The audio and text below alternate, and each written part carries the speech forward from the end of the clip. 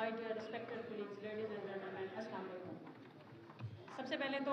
मैं अप्रिशिएट करती हूँ कैबिनेट लाहौर हाई कोर्ट को कि उन्होंने ये कितना बड़े अहम इशू के ऊपर इजलास बुलाया। हम बीइंग स्टूडेंट ऑफ लॉ, हमें ये पता है जब हम लॉ लिखते हैं या पढ़ते हैं तो हमें ये समझ आती है कि कोई भी मुल्क या कोई भी स्टेट का इदारा वो सब सर्विएंट है या under the umbrella of law है। तो मुझे बड़े वसूख से ये बात कहना पड़ती है कि इस मुल्क के बेआइन में जहाँ बार बार हम वकला और स्पेशली हम इमरान खान के सिपाही नहीं, और मैं हमेशा कहती हूँ रज़ाकार, बार बार ये कहते हुए दिखाई देते हैं कि हम रूल ऑफ लॉ के लिए, आइन व कानून की बालादस्ती के लिए सरापा एहतजाज थे, हैं, और जब तक मुल्क में आइन व कानून की बालादस्ती नहीं होएगी हम ये अलम उठाए रखेंगे इंशाअल्लाह। अब बात स्पेसिफिकली हम यहाँ पे करें मिलिट्री ट्रायल की, तो साहब हमारा आइन और स्पेशली हमारे फंडामेंटल राइट्स हमें इस चीज़ के लिए गारंटी देते हैं कि आपके मुल्क का प्रोसीजर जो होएगा उसमें सबसे पहले 10A आर्टिकल के तहत फेयर इन्वेस्टिगेशन होएगी,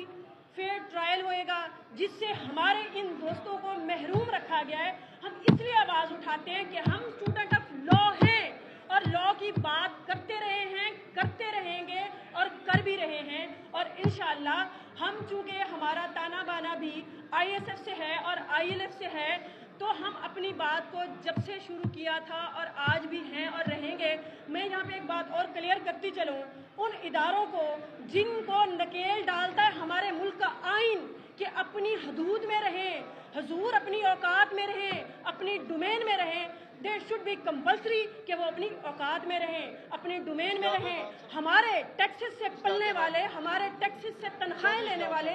उन इदारों को कभी भी कानून इस चीज़ की परमिट नहीं देता कि वो हमारे गिरबानों तक उनके हाथ हैं और हमारे दोस्तों के खिलाफ वो मिलिट्री ट्रायल करें, जबकि कानून इस चीज़ के लिए रोकता है। दूसरी बात, क्या जिन लोगों को उस टाइम गुलालाई या गुल मकाई की मलाला यूसुफज़ई की डायरी तो मिल गई थी, क्या आज उनको वकला के सिविलियन के ट्रायल का कोई डायरी नहीं मिलती? क्या उन इदारों को जिनको मलाला यूसुफज़ई की लिखी हुई, खुद से अपनी लिखी हुई डायरी तो नज़र आती है, क्या उनको सड़कों पे, रोड्स पे बहनों और बेटियों की सरे राह चादरें छीनते हुए अपने घर में बैठी हुई बहन नज़र नहीं आती? क्या उनके अंदर गैरत नहीं है?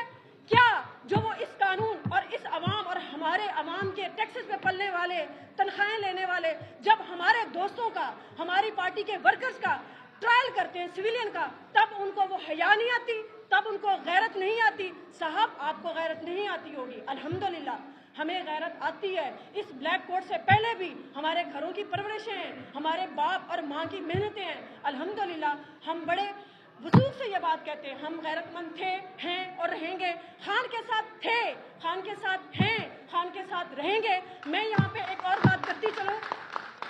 आप खान को रिहा करो, खान को रिहा करो, नामंजूर, नामंजूर, जिंदा है,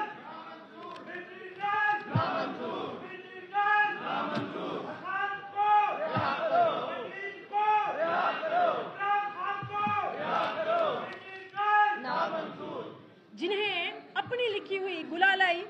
मलाला यूसुफज़ई की डायरी तो मिल जाती है, क्या उन्हें डी चौक पे निहत्ते पाकिस्तानियों को जो अपना आईनी कानून हक इस्तेमाल करते हुए एहतजाज में थे, उन पे सीधी गोली चलाते हुए उनके दिल और दिमाग नहीं थे कांपे? क्या उन मासूम शहरियों का, जिनका अपने मुल्क के अंदर रहते हुए अपने ही मुल्क के डोमेन में अपना लीगल राइट इस्तेमाल करते हुए वो वहाँ पहुँचे थे, उन बेटों के सीनों में गोलियां, उनको छलनी करते उनको घर में रहता हुआ बेटा नहीं याद आया? क्या वो डायरी तलाश करने वाले, लिख के उस डायरी को पेश करने वाले हमारे उस इदारे को उस टाइम हया और शर्म नहीं आई जब पार्लियामेंट पे हमला कराया था? क्या उनको उस टाइम हया नहीं आई जब वो बच्चों को उठा के उनसे स्टेटमेंट्स ले रहे थे? क्या उनको उस टाइम हया नहीं आई जब आप घरों में माँओं, बहनों, बेटियों को यरगमाल बना के अपने मुताबिक